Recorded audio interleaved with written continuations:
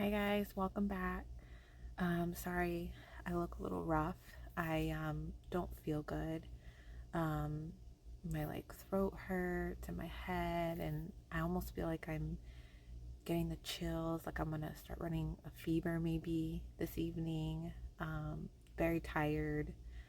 Um, so I don't know. I'm thinking maybe I'm getting sick. I'm not sure, but I also too right now was praying, and I kind of was tearing up a little bit, so my face is all funky. But um so I've been frustrated for about almost a week now, and you've noticed that my videos haven't been consistent every day, and it's because I've been running into just problems with my daughter's naps and me not feeling well, and just the videos not working, and just multiple things. And so I was praying right now because the video was taking a while to load for today's chapters, and I've been talking about this lately, but I was just like, God, why do I keep running into all of these roadblocks? I feel like there's things I want to do, but yet I keep running into these walls, these roadblocks that are preventing me from doing these things. Guys, I can't tell you how much this blew my mind right now. God goes, there's roadblocks because I don't want you to do those things right now. It's not time to do those things right now that I want to do. And I was like, just absolutely blew my mind. It just stopped me in my tracks because I was like, I never ever thought about it that way. And God's like, and when it's time to do those certain things that I'm wanting to do, He will lift the roadblocks. But right now, it is not time for those things. It is time for other things for me to be focusing on right now. And one of the things He told me was on Him and the Bible, and getting to know Him and reading the Bible and understanding it. And I just I get so frustrated because I feel like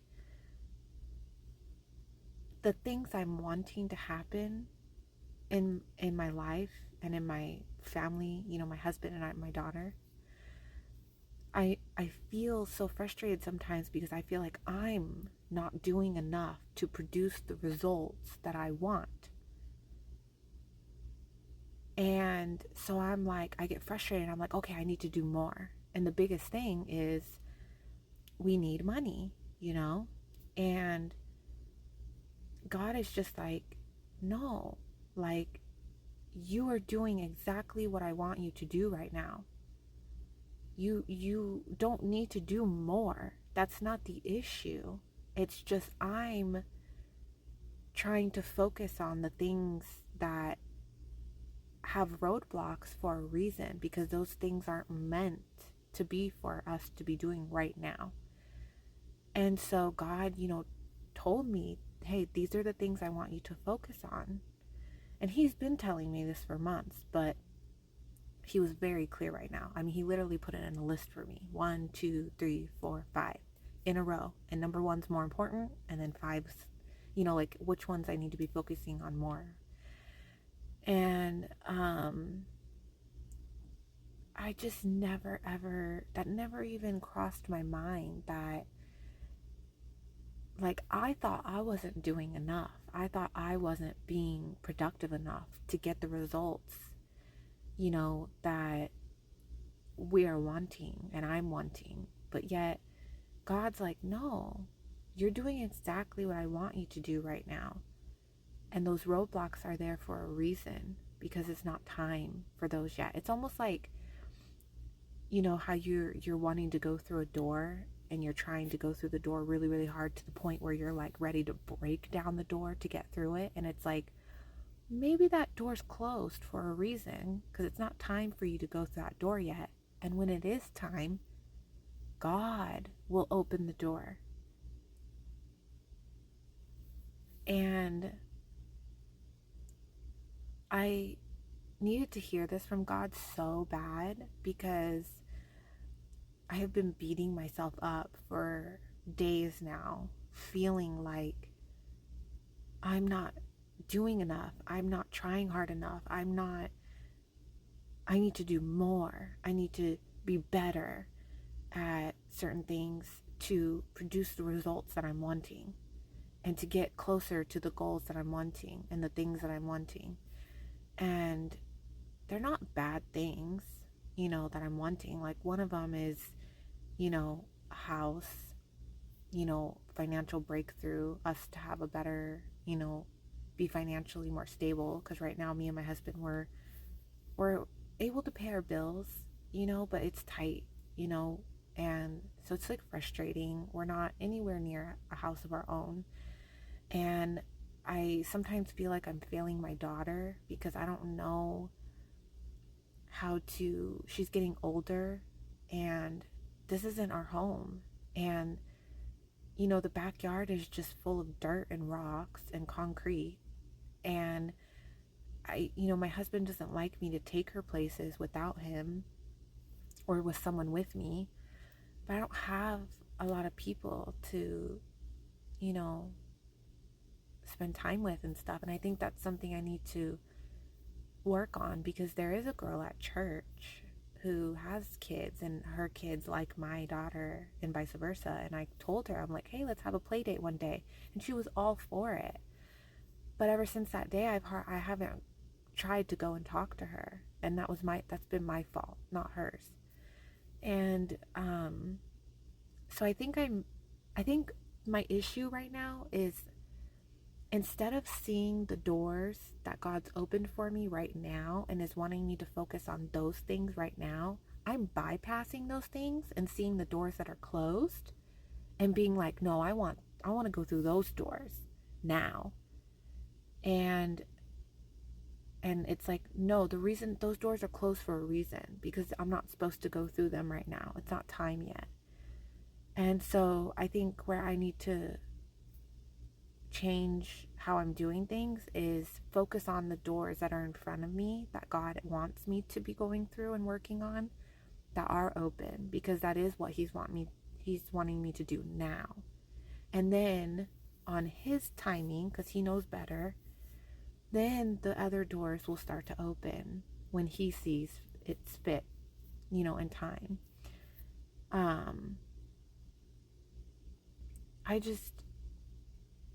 I can't believe that I didn't see it. It's like, it's amazing when you get tunnel vision on something. It's amazing you know how much you don't see. It's very fascinating.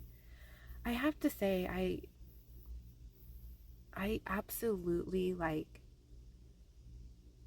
just am so grateful for prayer time with God, because I feel like if you're like struggling to make time for prayer and to make time for God every day, I'm telling you, like, that's the best thing you can do each day, is make time for God and to talk with him and pray and spend time with him and thank him for things and ask him about things, ask him for help and guidance, and um just anything. I think, like, because that's where I feel like I make the most progress in my relationship with God, is during prayer time with him. And then I would say the Bible is probably second. But I have to say that a significant amount of my progress in my relationship with him right now is being made through prayer time with him. Yeah, I honestly, that just blew my mind. I had to share it because when God told me that, I was like, well, there's roadblocks for a reason. He's putting roadblocks for a reason. Because if those doors were open, I would go through them. So he has to put roadblocks in front of them to prevent me from myself. He's basically protecting me from myself and making it so that I can't go through those doors, because he knows me and he knows if those doors were open, I would go through them right now. But it's not time yet. And he has good reasons for it, I'm sure. I mean, it's just amazing. It's amazing the way God works. It's amazing the way he does things. He knows you so well that he knows what to do to even save you from yourself. It's just, it blows my mind. The more I get to know God and the more I go down this path with him, the more it is absolutely fascinating. It blows my mind. It's unbelievable the way he works and the way he does things and how he knows you so well. It's just phenomenal.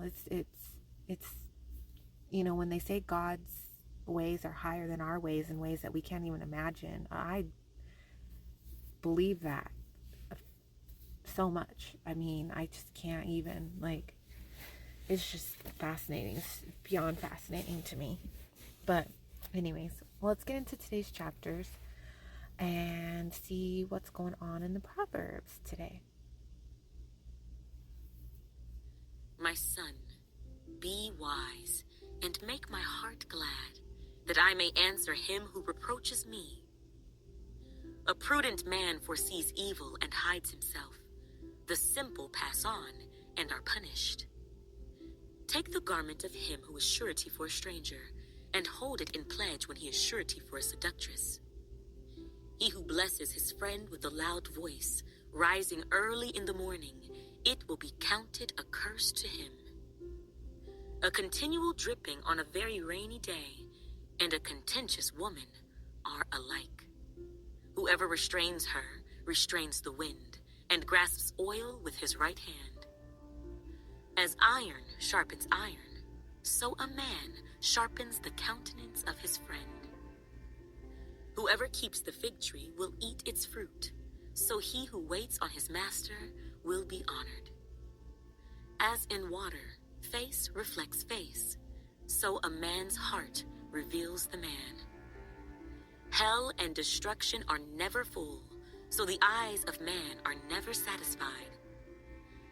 The refining pot is for silver, and the furnace for gold, and a man is valued by what others say of him. Though you grind a fool in a mortar with a pestle along with crushed grain, yet his foolishness will not depart from him. Be diligent to know the state of your flocks, and attend to your herds, for riches are not forever, nor does a crown endure to all generations. When the hay is removed, and the tender grass... I love that, because I've been feeling so strong lately that when we do get a home of our own, and I've even been telling my in-laws this, I'm like, we need to get back to the basics. I want to start gardening, and I want to have like chickens, and I want to grow stuff and be as self-sufficient as possible, because you never know what will happen. You'll never know, and it's good to make sure that you can take care of yourself in the basic ways. And so I just think it's really like great to, like, you get so focused on all this other stuff, when it's like, I feel like God sometimes is like, hey, like, come back to the basics. Your life will be much better that way. And you can't count on riches lasting forever, or the crown enduring to all generations. And so I think it's important to know the basics of life for being able to take care of yourself and feed yourself and clothe yourself and just live. Grass shows itself, and the herbs of the mountains are gathered in. The lambs will provide your clothing, and the goats the price of a field. You shall have enough goat's milk for your food, for the food of your household, and the nourishment of your maidservants. The wicked flee when no one pursues, but the righteous are bold as a lion.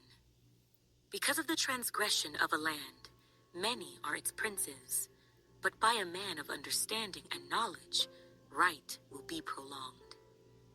A poor man who oppresses the poor is like a driving rain which leaves no food. Those who forsake the law praise the wicked, but such as keep the law contend with them. Evil men do not understand justice, but those who seek the Lord understand all.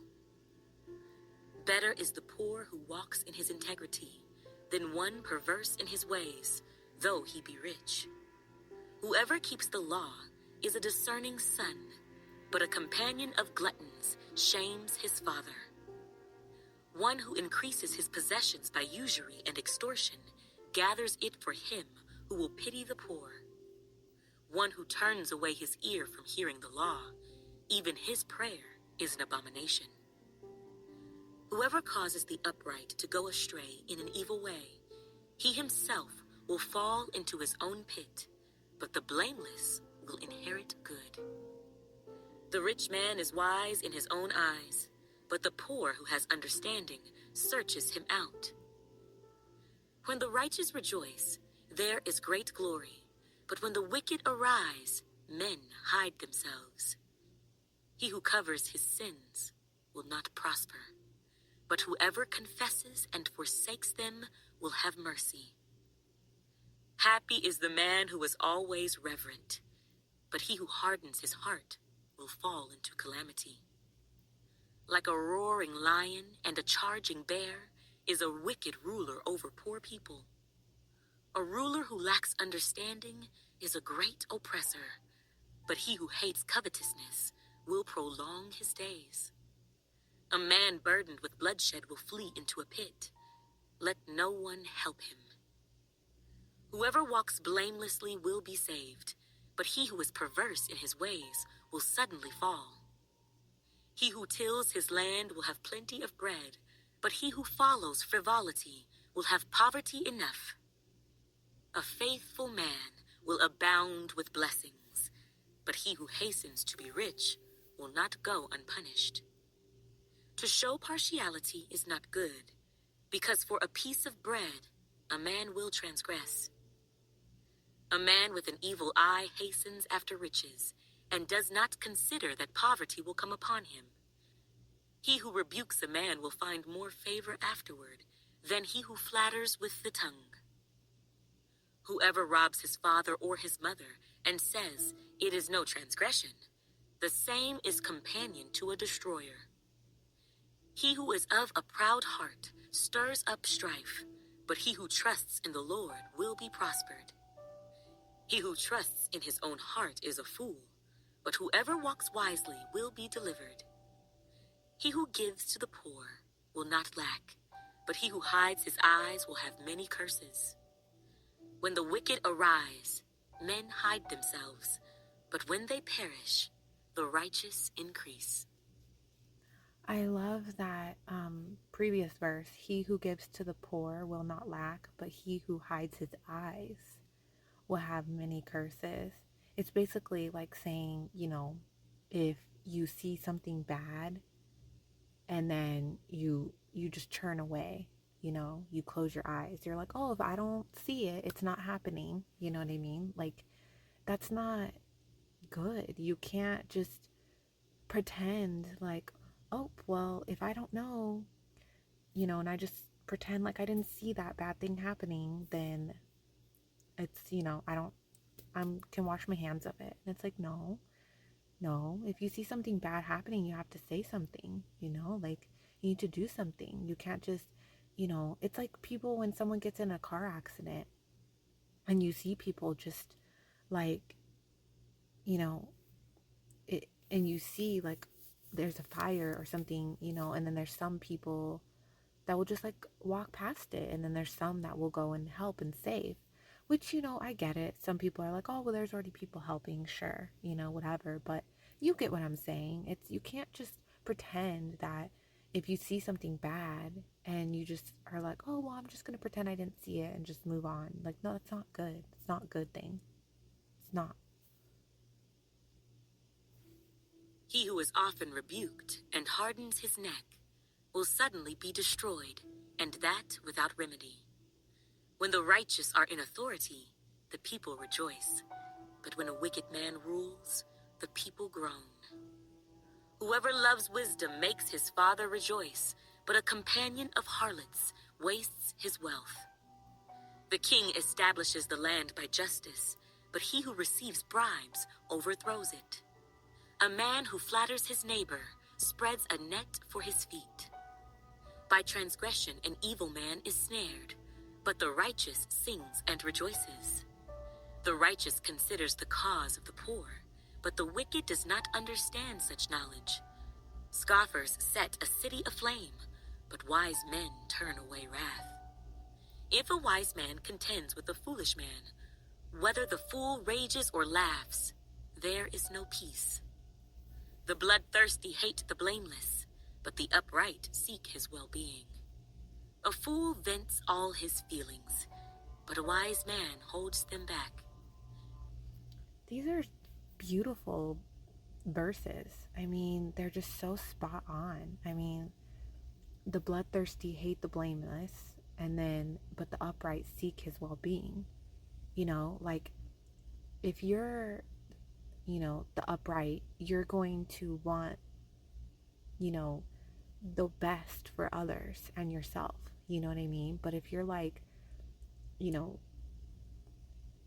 like a angry, person, bloodthirsty, I'm guessing that means like, I would assume maybe like doesn't care about others, or like you just bad. You're going to be the most mean to the people that are good.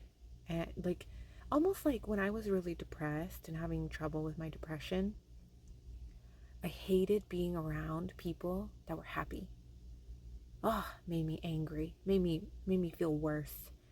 I hated it. I would rather be around other people who were like dark too. It made me feel better, because then it wasn't like, it was reminding me that like I wasn't happy, and seeing happy people, it made me angry, because I was like, why am I not happy? You know what I mean? I mean, I know that's not the same thing, but anyways. And then a fool vents all his feelings, but a wise man holds them back. That is so true. Like, I've noticed the better I'm going down this journey with God, the more I'm learning to control my emotions, to not always say what's on my mind, and to pick my words wisely, and learn when to be quiet and when to say something. Like, it's just, wow, these proverbs are so amazing. They're so good. I like them a lot today. If a ruler pays attention to lies, all his servants become wicked. The poor man and the oppressor have this in common: the Lord gives light to the eyes of both. The king who judges the poor with truth, his throne will be established forever. The rod and rebuke give wisdom, but a child left to himself brings shame to his mother. When the wicked are multiplied, transgression increases, but the righteous will see their fall. Correct your son, and he will give you rest. Yes, he will give delight to your soul. Where there is no revelation, the people cast off restraint, but happy is he who keeps the law. A servant will not be corrected by mere words, for though he understands, he will not respond. Do you see a man hasty in his words? There is more hope for a fool than for him. He who pampers his servant from childhood will have him as a son in the end. An angry man stirs up strife, and a furious man abounds in transgression. A man's pride will bring him low, but the humble in spirit will retain honor. Whoever is a partner with a thief hates his own life. He swears to tell the truth, but reveals nothing. The fear of man brings a snare, but whoever trusts in the Lord shall be safe. Many seek the ruler's favor, but justice for man comes from the Lord. An unjust man is an abomination to the righteous, and he who is upright in the way is an abomination to the wicked. The words of Agur, the son of Jacob, his utterance. This man declared to Ithiel and Ukol, surely I am more stupid than any man, and do not have the understanding of a man. I neither learned wisdom, nor have knowledge of the Holy One. Who has ascended into heaven, or descended? Who has gathered the wind in his fists? Who has bound the waters in a garment? Who has established all the ends of the earth? What is his name, and what is his son's name, if you know? Every word of God is pure. He is a shield to those who put their trust in him. Do not add to his words, lest he rebuke you, and you be found a liar. 2 things I request of you. Deprive me not before I die. Remove falsehood and lies far from me. Give me neither poverty nor riches. Feed me with the food allotted to me, lest I be full and deny you, and say, who is the Lord? Or lest I be poor and steal, and profane the name of my God. Do not malign a servant to his master, lest he curse you, and you be found guilty. There is a generation that curses its father, and does not bless its mother. There is a generation that is pure in its own eyes, yet is not washed from its filthiness. There is a generation, oh, how lofty are their eyes, and their eyelids are lifted up. There is a generation whose teeth are like swords, and whose fangs are like knives, to devour the poor from off the earth, and the needy from among men. The leech has 2 daughters, give and give. There are 3 things that are never satisfied, 4 never say, enough. The grave, the barren womb, the earth that is not satisfied with water, and the fire never says, enough. The eye that mocks his father and scorns obedience to his mother, the ravens of the valley will pick it out, and the young eagles will eat it. There are 3 things which are too wonderful for me, yes, 4 which I do not understand.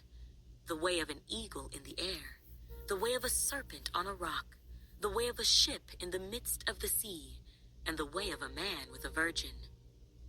This is the way of an adulterous woman. She eats and wipes her mouth, and says, I have done no wickedness. For 3 things the earth is perturbed, yes, for 4 it cannot bear up.